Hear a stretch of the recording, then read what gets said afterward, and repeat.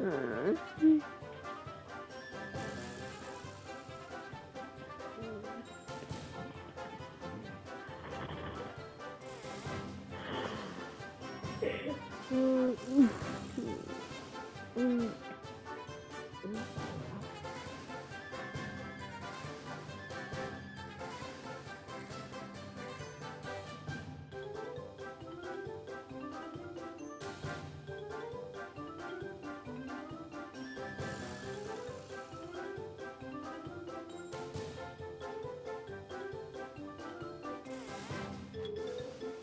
It was a completely normal, boring school day.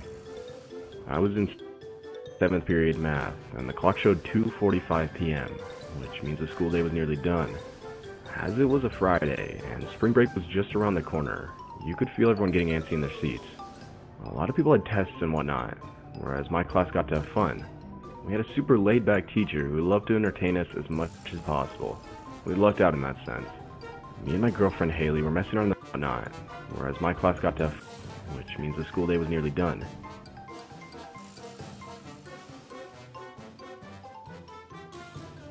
It was a completely normal, boring school day. I was in 7th period math, and the clock showed 2:45 p.m., which means the school day was nearly done. As it was a Friday, and spring break was just around the corner, you could feel everyone getting antsy in their seats. A lot of people had tests and whatnot, whereas my class got to have fun. We had a super laid-back teacher who loved to entertain us as much as possible. We lucked out in that sense. Me and my girlfriend Haley were messing around the back, talking about something that occurred earlier that day. When it happened, the alarm for the lockdown went off, and the principal came over the loudspeaker. Now, for some context, typically a teacher would yell lockdown 3 times if it was a drill. We were always told if it was 4 times, it was not a drill. The reason for this was to hide the fact that we knew someone was in the building with malicious intent. 4 times we heard the word lockdown. Now, I've gotten so used to hearing it only 3 times that I paid no attention to how many times lockdown was even said. The teacher did the usual, turning off the lights, closing the door, and ushering us to the back corner of the room where we couldn't be seen from the glass on the door. Our classroom had 2 doors, one at the front and one at the back. In the midst of all the commotion, me and Haley did the one thing you should never do in a lockdown. We snuck out of the class. We were now in the hallway on the 3rd floor. Everything looked so weird. Not a single person in sight other than the 2 of us. A sort of humming noise came from the walls, indicating the school had cut all the power. I thought this was weird, as I thought it was only a drill. Hey, why would they cut off the power if it's just a drill? I asked. This was when we really started to question if it was actually a drill or not. But with us being stupid teenagers, we brushed it off as nothing. We continued roaming the halls when we started to hear a sound. We got really creeped out by this, as no one was supposed to be outside the class. Fearing it was a teacher, we ran into the nearest bathroom to hide. We ran into the 4th stall that was tucked into the corner and hid. We sort of just sat there, giggling, thinking we outsmarted the teacher. Maybe about 30 seconds had passed, and we started to hear the footsteps again, this time much closer. My heart froze. We could tell it was right outside the door. At this point, we were sure we'd been caught. We kept as quiet and as still as possible, hoping not to make a sound. It was really weird though. The person outside hadn't come in yet, but they hadn't left either. If they left, we would have clearly heard their footsteps leaving. We never heard them. Haley pointed this out to me, and that's when we started taking the situation a bit more seriously. The door opened, and someone stepped in. I was about to walk out of the stall and apologize for sneaking off when Haley stopped me.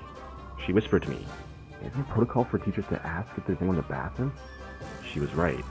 This wasn't normal teacher behavior, and that's when the heart-dropping realization hit us. Whoever was in the bathroom with us wasn't a teacher. While contemplating what to do, the silence was broken. "I know you're in there." My heart dropped as the person said that. The voice was younger, and it obviously wasn't a teacher. We were practically crying at this point, unable to hold it back. The guy was now directly in front of the stall door. He started pounding on the door and screaming like a madman.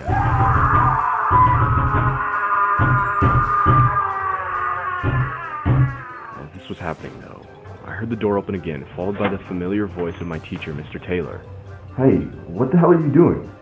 I heard a scuffle outside, and I immediately rushed to aid my teacher. Eventually, we got the guy held down, and the cops were called. Apparently, the man was an escapee from a mental asylum near the school, and thankfully, no one got hurt.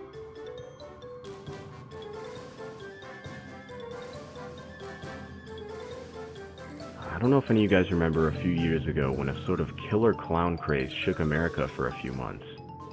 Well, this all happened during that time. I always remembered me and my friends thought it was funny, and we'd always watch those clown caught on camera videos that were really popular at lunch. Although, our laughter turned into fear when we were made aware that a few of those clowns on Twitter threatened to come to our school at 11 a.m. that day and quote-unquote kill all of us. Luckily, the school picked up on this, and they sent out emails to the parents that they had scheduled a planned lockdown at 10:30 that day in response to the threats. I was sitting in history class when I heard the familiar sound of the lockdown alarm, followed by the teacher rushing to the windows and door, locking and closing them. Even though initially the threat freaked me out, I wasn't worried at this point. I reasoned that it was most likely just another blank threat online, and that nothing would happen.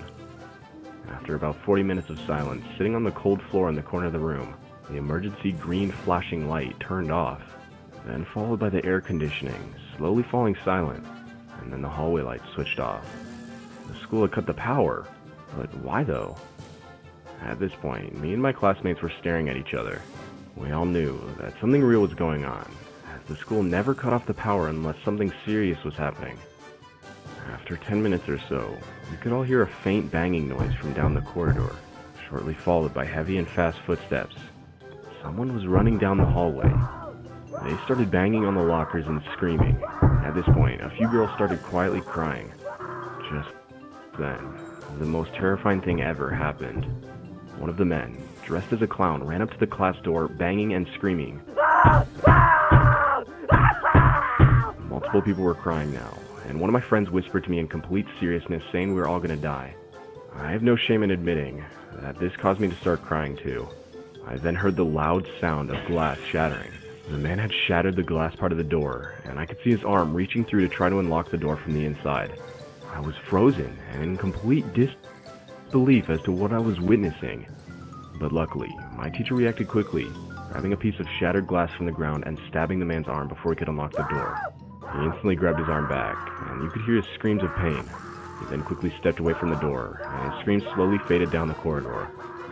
After another 2 hours, the principal came on the loudspeaker, explaining everything. He said that just after 11, two men walked into the school, one holding a kitchen knife.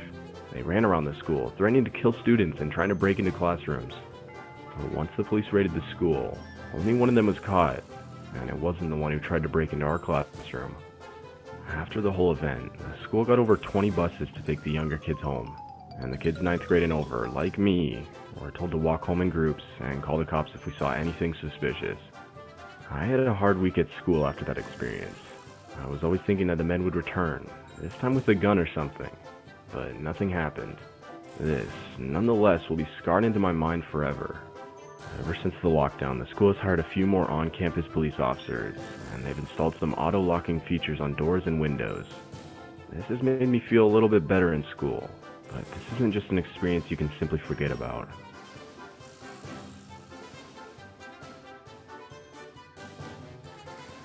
I live in the middle of nowhere. The school I go to has maybe 500 students in total. It's enough for everyone to know everyone's name. Regardless, this day our school went on lockdown. That familiar, yet eerie chime of our principal's voice saying to remain in our classes until further notice rang through the building over the intercoms. His voice was surprisingly calm, especially considering the fact that he didn't even say it was a drill. Despite our little town, crime isn't completely unheard of. We've had our fair share of reported break-ins, robberies, and even some gang activity. I bet it's a robber down at Chase Bank, my friend Kyle joked. I laughed, and we started talking about what we actually thought the whole lockdown was for. Kyle's voice was beginning to get louder, only interrupted by our teacher, Miss Sander herself, shushing him. It had now been about 10 minutes of complete silence, but like most high schoolers tend to, we all lost our patience. Everyone was now talking softly to whoever they were sitting next to at this point. Just then, we all heard it. Footsteps. Not just one pair, but a few walking down the hall. They all went quiet, knowing that something was wrong.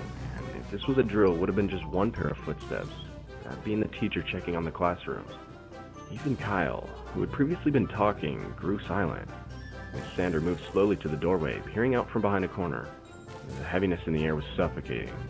Just then, we heard footsteps again, seemingly doing another lap around the school. The girl across the room let out a muffled sob of fear. I focused my attention on the door. I was leaning out from behind a table to peer through the window to see if I could see anything. I'm not sure what I expected to see, but whatever I was expecting, a whole lot of nothing was not it. The hallway was empty and completely dark, as it tends to be when no one was in it. The lights were all automated in my school, but just then, I noticed some of them turn on. A wave of yellow light instantly filled the room as we huddled in, casting shadows against the rows of desks. Someone somewhere tried to calm the crying girl, but I could hear their own murmured voice waver. I was still looking through the door's window from a distance at this point, but of course, as I was doing this, I saw someone walk up to the window and start looking through into the room. I instantly ducked back down behind the table the whole class was hiding behind. I felt my heart beat wildly as I heard the sound of the doorknob start to shift. My vision grew static as I pulled my knees to my chest, curling up tightly in the corner of the room. The door shook as the guy banged on it repeatedly, and as he was doing this, my biggest fear came true. The door hinges gave out, and this guy proceeded to walk into the classroom. All of us went silent, praying this man wouldn't walk over to the corner of the room and see all of us hiding behind this table. About a minute passed of just this guy standing there, and we could hear someone else sprinting to the door, followed by the words, "Dude, we gotta go, the cops are already here." That's when I heard the guy start running out of the room and down the hall. The cops came, and a little later that was it. The guys who entered the school were never caught, and apparently they were armed with guns. The story goes that one of the kids at my school tweeted at a gang, essentially making fun of them the night before that school day. And of course, the gang took it very seriously and planned on raiding the school and killing the kid responsible. Luckily, they weren't successful, but this experience still terrifies me nonetheless.